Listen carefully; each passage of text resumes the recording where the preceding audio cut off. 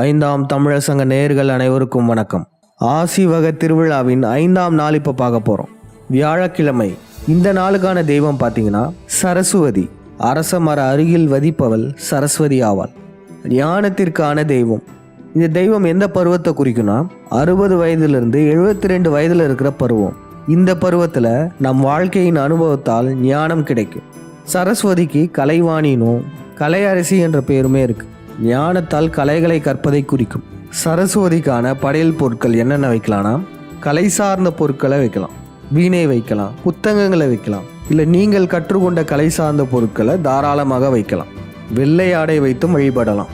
இப்போ நம்ம வழிபாட்டு பாடலுடன் சரஸ்வதிக்கு பூச்சொரிந்து தீபாராதனை காமிச்சு வழிபாடு செய்ய போகிறோம். கடைசியில் சரஸ்வதிக்கான படையல் உணவை அனைவரும் பகிர்ந்து உண்ண போகிறோம். 5ஆம் தமிழர் சங்கத்தில் சரஸ்வதிக்கான படையல் உணவா வெள்ளை நிறத்தை குறித்த தயிர் சோறு வழங்கப்பட்டது. இப்போ நம்ம வழிபாட்டு பாடலை கேட்போம்.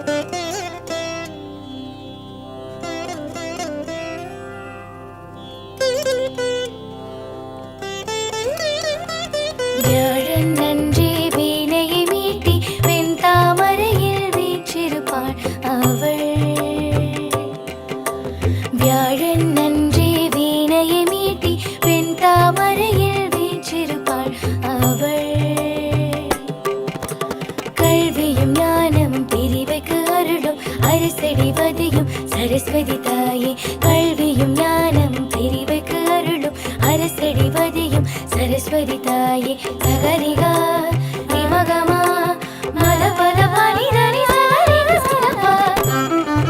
இது முருகன் கொடுத்தது கலைவாணி. முருகனுக்கு பிறகு அவர் ஆசீர்வாதத்தை தோற்றுவிச்சாருன்றதால இவர் தத்துவார்த்த மனைவியா பின்னால அவர் முருகன் காலத்துக்கு பின்னால சரஸ்வதி தத்துவார்த்த மனைவியா சொல்றாங்க. சரஸ்வதின்ற பேரு விஷ்ணு காலத்துல, அதாவது விஷ்ணு காலத்துல அந்த சித்தர்கள் அரச மரத்துல இருந்து கொண்டாங்க. அது ஆராசு மரம்ன்றது அரசு மரம்னு வருது. அதனால அரசுவதி, அரசு நடக்கின்ற இடத்துல வதிபவள், அரசுவதின்றதுதான் சரஸ்வதி. வெண்பனி போர்த்திய போலவர் தோற்றமும் வெண் தாமரையும் வீணையின் நாதமும் வியாழந்தோறும் வெள்ளை அம்மனம் வரும் நாள்தோறும் அருளும் அம்மனே அகலென விரிந்த கலைகளை அருளி பகலென கலைகளில் சிறந்த கலைமகள் நீயே அலையென வருவாய் அருள் புரிவாயே.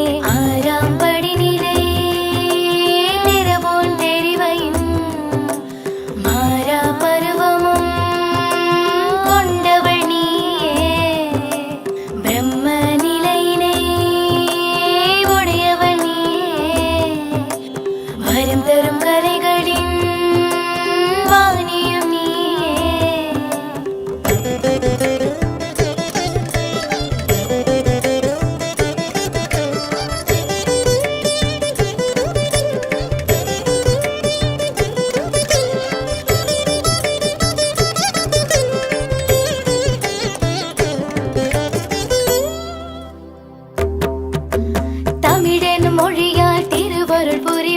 'அமிழ்தன பொழியும் நாமதல் நீயே குருவென வருவாள் கருணையின் பொழிவாள் முருகனின் துணையே தேவயானியே திருவுருவானவள் தருமத்தை காப்பவள் கருத்தென தோன்றிய பருவமும் நீயே வானத்தில் உழவும் வியாழனும் நீயே ஞானத்தை அருளும் சரஸ்வதி தாயே கல்வியும் நீயே ஞானமும் நீயே பல்கலை அருளும் கலைமகள் நீயே பாவகை அருளும் பாமகள் நீயே சேவகம் செய்தோம் திருவடி தொழுதே.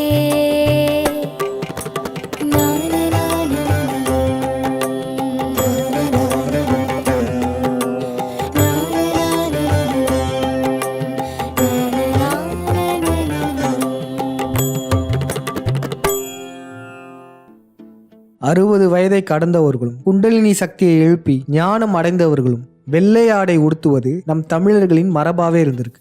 தமிழர்கள் நம்ம ஆசீவக தெய்வமான சரஸ்வதியின் துணையுடன் நாம் இழந்த கலைகளை, நம்மிடமிருந்து பறிக்கப்பட்ட பல கலைகளை மீட்டெடுப்போம். இயல், இசை, நாடகம் போன்ற கலைகளிலும் தமிழர்கள் சிறந்து விளங்க சரஸ்வதி அருள் புரியட்டும். மேலும் குண்டலினி சக்தியை விழிப்படைய செய்யுமாறு சரஸ்வதியிடம் வேண்டுவோம். ஆசீவக தெய்வமான சரஸ்வதியை வணங்கும் உலகத் தமிழர்கள் அனைவரும் பல கலைகள் கற்று சரஸ்வதியின் அருளால் ஞானம் கிடைக்கட்டும். ஆசீவக திருவிழாவின் 6ஆம் நாள் வழிபாடான பச்சையம்மன் வழிபாடு எப்படி செய்யறதுன்றத அடுத்த விழத்தில் பார்ப்போம். மீண்டும் அடுத்த விழத்தில் சந்திப்போம். நன்றி, வணக்கம்.